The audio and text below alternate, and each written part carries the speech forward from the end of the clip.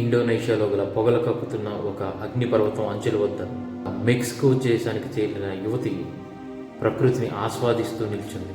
కింద నుండి ఉప్పొంగుతున్న లావా, చుట్టూ దట్టమైన పొగలు, ఆమె ముఖంలో ఏదో తెలియని ప్రశాంతత. వాతావరణం మాత్రం భయానకంగా ఉంది. ఒక్క క్షణం ఆవిడ అడుగు తడబడింది. ఆఘాతం లాంటి అగ్నిపర్వతంలోనికి జారిపోయింది. చుట్టూ ఉన్నవారు చూడటం తప్ప ఏమీ చేయలేని పరిస్థితి.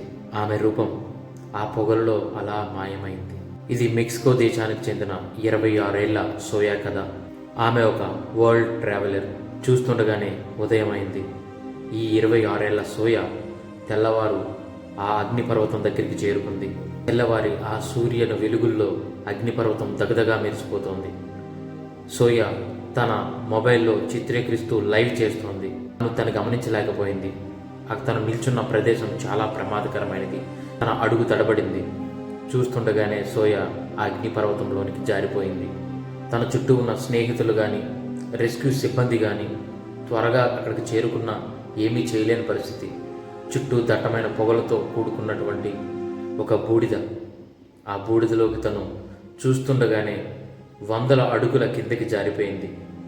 3 రోజులు రెస్క్యూ టీం శక్తిలో ప్రయత్నించినా సరే తనను కాపాడలేకపోయింది. 3 రోజుల తర్వాత తను విగత జీవిగా ఆ రెస్క్యూ టీంకు దొరకడం జరిగింది. తన వీడియోలతో ప్రపంచాన్ని ప్రజల దగ్గరకు చేరుస్తున్నటువంటి ఈ సోయా తనే చివరగా ఈ ప్రపంచంలో లేకుండా వెళ్ళిపోయింది.